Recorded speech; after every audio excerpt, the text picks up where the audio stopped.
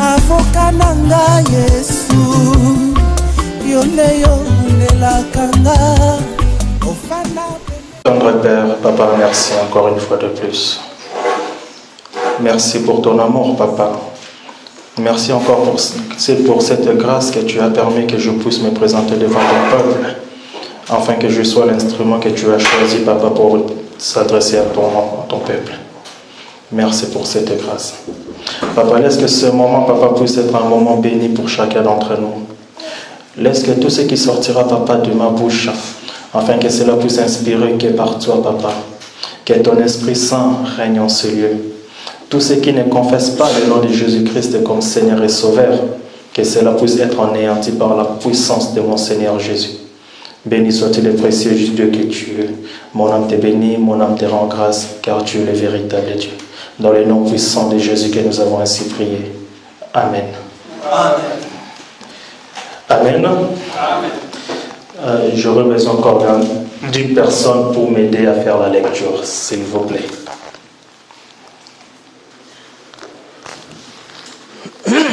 Pardon. S'il vous plaît. J'aurais besoin d'un frère ou d'une sœur pour m'aider à faire la lecture. Merci, ma sœur. Nous allons prendre la Bible dans le livre de Genèse, chapitre 2, à partir du verset 22 jusqu'au verset 24. Et le thème de notre enseignement d'aujourd'hui, c'est pareil comme le dimanche précédent, c'est-à-dire la même nature que le roi. Genèse, chapitre 2, verset 22 jusqu'au 24. Genèse chapitre 2, à partir du verset 2 jusqu'à 24. À partir du verset 22 jusqu'au verset 24. 22, 24, je lis au nom de Jésus. Amen. Dieu, l'Éternel Dieu forma une femme de la côte qu'il avait prise de l'homme. Et il l'amena vers l'homme. Et l'homme dit, voici cette fois celle qui est os de mes os et chair de ma chair. Amen. On l'appellera femme, parce qu'elle a été prise de l'homme. C'est pourquoi l'homme quittera son père et sa mère et s'attachera à sa femme, et ils deviendront une seule chair. Amen. Amen. Amen. Par rapport aux lectures que nous venons de faire, encore une fois de plus, la Bible nous montre comment Dieu avait ramené la femme à Adam. Nous avions dit la dernière fois que c'est le père qui avait choisi la femme pour son fils. Or, pour que le père puisse ramener la femme auprès de son fils, il fallait que cette femme puisse avoir la même nature que son fils. Parce que la femme a été tirée de l'homme. Donc l'homme, si sa nature est une nature glorieuse, et la femme doit aussi avoir une nature glorieuse. C'est ainsi que le père a pris le temps de façonner la femme pour son fils. Aujourd'hui, aujourd'hui en fait, ce n'est pas vraiment l'enseignement, on sera beaucoup plus dans l'exhortation, mais toujours par rapport à notre thème de la même nature que le roi. La Bible nous dit que, ça c'est notre frère Paul qui nous parle dans le livre de Romains 12, à partir du premier verset. La Bible dit que je vous exhorte donc, frères, par la compassion de notre Dieu, d'offrir votre corps comme un sacrifice et un culte raisonnable à notre Dieu. Notre Paul a martelé en disant que notre sacrifice, il faut que ça soit un culte raisonnable. C'est quoi un culte raisonnable pour Dieu?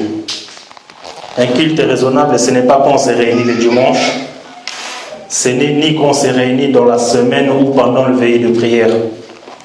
Notre frère Paul a dit d'offrir notre corps comme un sacrifice vivant pour notre Seigneur. Le culte, c'est notre vie de tous les jours. Nous devons offrir notre vie de tous les jours. C'est-à-dire, notre manière de se comporter doit être un culte pour notre Père. C'est-à-dire, lorsque tu es en train de marcher, juste ta façon de marcher, les gens doivent voir que cette personne a effectivement le Père, a effectivement le Christ en lui. Parce que tu as pris la décision d'offrir. Je crois que nous tous, comme nous sommes là, quand nous offrons quelque chose à quelqu'un, nous le faisons seulement une fois. Nous ne le faisons pas 2 ou 3 fois, parce que c'est un sacrifice. Si tu refais encore un autre sacrifice après, ça ne sera pas le même sacrifice que tu as fait la fois précédente. Donc, nous offrons notre corps comme un sacrifice de bonne odeur à notre Seigneur Jésus-Christ. Et notre vie doit être un culte pour notre Seigneur. Mais malheureusement, aujourd'hui dans les églises, il y a des gens qui se disent chrétiens. Malheureusement, leur vie n'est pas un culte pour notre Seigneur. Or, la nature de notre Seigneur est une nature de culte continuel. Parce que notre Seigneur est parfait et la femme doit aussi être parfaite. Et pour que tu sois parfaite, nous sommes en train de marcher petit à petit pour aller jusqu'à la perfection.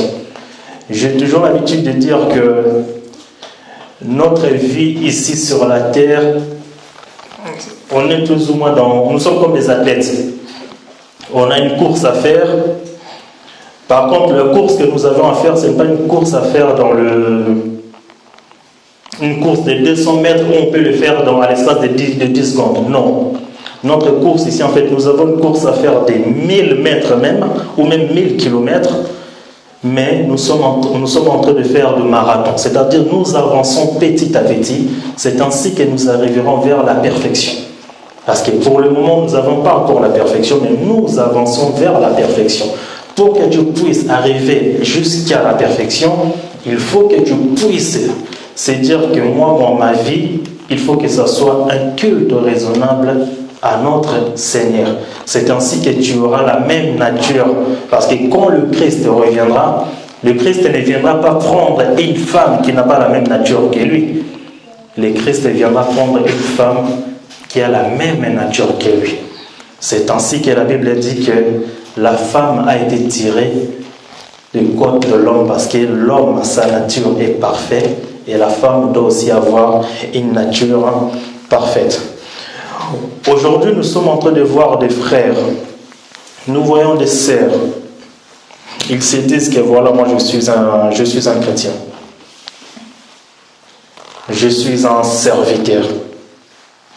Mais leur façon de parler, nous voyons que leur façon de parler n'est pas digne d'un serviteur ou encore moins d'un chrétien. J'ai l'identité chrétienne en moi, mais lorsque tu marches, on ne voit pas cette identité en toi. Or, lorsque tu marches normalement, on devait voir cette identité en toi. Parce que tu as l'identité de Christ en toi. Tu as la même nature que Christ en toi. Mais comment peux-tu dire que je suis un chrétien alors que ta vie n'est pas un culte pour notre Seigneur? Ta façon de parler doit refléter justement l'image de Christ. La Bible nous dit dans le livre de Proverbes, chapitre 10, verset 19, « Celui qui parle beaucoup ne manque pas de péché, mais celui qui retient ses lèvres est un homme prudent. » Celui qui parle beaucoup ne manque pas de péché. Or, Dieu est le péché. Donc, si tu parles beaucoup, tu as tendance, quand tu viens devant les gens, quand vous vous rencontrez avec des amis, tu as toujours tendance à vouloir se faire remarquer que voilà, c'est moi, non, tu vas beaucoup pécher. Parce que tu auras même tendance à commencer à dire des choses qui ne sont pas vraies, tout simplement parce que tu veux te faire voir. C'est ainsi que tu vas commencer à pécher. Une personne qui a Christ en lui, c'est une personne qui doit avoir la tempérance. C'est une personne qui doit savoir comment gérer les choses. C'est ainsi que tout à l'heure je dis que nous marchons vers la perfection. Mais pour que tu arrives vers la perfection, c'est à toi de prendre la décision d'arriver jusqu'à la perfection. Ce n'est pas quelqu'un qui prendra cette décision à ta place, c'est à toi seul de prendre cette décision afin que tu arrives à la perfection. Nous avons encore un long chemin devant nous. On ne sait pas quand est-ce que cela va s'arrêter, ou les jours où le Seigneur va décider que notre mission ici-bas s'arrête, ou les jours où lui-même il viendra. Mais il faut que tu fasses en sorte qu'avant que ces deux moments-là arrivent, il faut que tu sois déjà dans la perfection pour l'arrivée de notre Seigneur Jésus-Christ. La Bible dit toujours dans le livre des Proverbes, chapitre 17, verset 27, « Celui qui retient ses paroles connaît la science. Et celui qui a l'esprit calme est un homme intelligent. » Ici, nous sommes toujours en train de parler par rapport aux gens qui aiment beaucoup parler. Ça, c'est un défaut. C'est un défaut parce que la nature de notre Seigneur n'est pas une nature de quelqu'un qui aime beaucoup parler. C'est la raison pour laquelle même des fois on posait des questions au Seigneur et le Seigneur ne répondait pas. Parce qu'il sait à quel moment je dois parler et à quel moment je ne dois pas parler. Si tu as toujours tendance à vouloir parler à tout moment que tu es avec des gens, ça c'est un défaut que tu dois absolument faire en sorte que cela puisse s'arrêter. Parce que ces défauts-là feront en sorte que tu puisses pécher à tout moment. Parce que des choses que des fois tu diras, malheureusement, ça ne sera pas des choses vraies. Mais étant donné que tu veux te faire voir, tu vas commencer à créer ou à fonder des histoires pour que voilà, on puisse dire que tiens, cette personne est intéressante alors que non, tu es en train de pécher. Or, si tu retiens tes lèvres, tu évites de pécher, tu évites de commettre des péchés inutilement. C'est ainsi que là, nous verrons que non, cette personne a la nature de notre Seigneur. Parce qu'au plus longtemps que tu évites de parler, c'est là, ça t'évitera aussi de commencer à pécher inutilement. Donc là, tu commences à avoir la nature de notre Seigneur. Mais si tu as l'habitude de parler à tout moment, malheureusement, tu risques de beaucoup pécher comme la Bible a dit. La Bible a dit encore une fois dans le livre toujours des Proverbes, chapitre 18, verset 21, la Bible dit que la mort et la vie sont au pouvoir de la langue. Quiconque l'aime en mangera les fruits. Mais quel fruit tu mangeras? Ça sera les fruits du péché. Parce que si tu aimes toujours parler, tu aimes toujours que ta langue soit toujours en mouvement, tu mangeras des fruits. Mais les fruits de la langue, est-ce que ça sera le fruit de la vie ou ça sera le fruit de la mort? Parce que la langue détient le pouvoir de la vie et de la mort. Mais si tu es quelqu'un de nature qui parle beaucoup, malheureusement, cela sera difficile que tu puisses manger les fruits de la vie.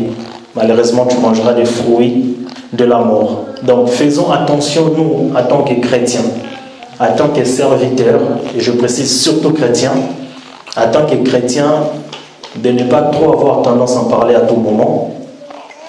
Il faut avoir la tempérance, il faut savoir à quel moment il faut parler. C'est ainsi que tu éviteras beaucoup de choses, même tout autour de toi. Et il faut faire en sorte aussi d'éviter de parler derrière les gens, parce que tu éviteras de créer beaucoup de problèmes. Toujours dans notre marche, il y a des gens qui sont colériques. Ici, je dirais que je me retrouve moi-même déjà, parce que je vais juste ouvrir une parenthèse rapidement. Alors, moi de nature, je suis quelqu'un de très colérique. Alors, très colérique. Je me rappelle quand j'étais encore tout petit au pays, j'ai traîné avec des grands, parce qu'en étant tout petit, parce que moi je suis arrivé ici à l'âge de 13 ans, mais malgré cela, là-bas au pays, je traînais toujours avec de grandes personnes. C'est-à-dire avec des gens que là-bas nous avions l'habitude de les appeler des yaya. Ah, yaya! Parce que moi je traînais avec des gens qui avaient déjà des 20-25 ans, mais malgré que j'étais tout petit. Et mes grands frères là-bas, ils m'appelaient toujours, ils m'avaient donné un surnom, ils m'appelaient, je vais dire ça les gars là parce qu'en français c'est un peu compliqué, Petit Moukilibalela. C'est-à-dire en fait le vieux m'aimait tellement beaucoup. Pourquoi? Parce que tellement que j'étais nerveux, Si quelqu'un, par exemple, les offensait, il venait me voir directement pour que j'aille taper la personne. C'est ainsi que ma vie, en fait, était avant. Et une fois, toujours au pays, mon père, c'était en 1996, mon père m'a dit, Yannick, toi, il faut que tu arrêtes de te bagarrer. Parce que moi, tu me dis quelque chose, dès que ça ne me plaît pas, automatiquement, il faut vraiment que ça chauffe. Et un jour, je me suis battu avec, comme on dit, meilleur ami. Mais la façon comment je l'ai traité, mon père lui-même, il m'a regardé, il m'a dit, les jours où je te verrai te battre, tu te battras avec moi. C'est-à-dire depuis 1996, donc c'est-à-dire 1996, je me suis battu une seule fois, en 2004. Je ne me suis même pas battu parce que c'était un combat de 2-3 secondes. Mais malheureusement, il fallait que les pompiers viennent, il fallait que les policiers viennent parce que c'était terrible. Donc, de nature, je suis quelqu'un de très, très, très nerveux.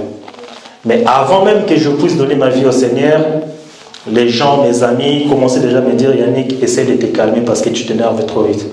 Et je commençais à faire cet effort-là de me calmer. Dieu m'a vraiment fait grâce de contrôler vraiment ma colère. Mais malheureusement, comme on dit, nous courons vers la perfection. Je ne suis pas encore parfait. Mon épouse, Dieu l'a mis à côté de moi. Elle me rappelle deux fois. Dès que des fois elle me dit quelque chose, des fois ma façon comment des fois je veux les regarder, elle va se dire, Yannick, calme-toi, tu t'énerves trop vite. Donc c'est pour dire que nous courons toujours vers la perfection. Nous ne sommes pas encore parfaits, mais quand tu prends la décision d'arriver à la perfection, tu dois faire l'effort d'arrêter. Il y a des fois des choses, nous-mêmes, nous prenons des décisions en se disant que je ne vais plus faire ça.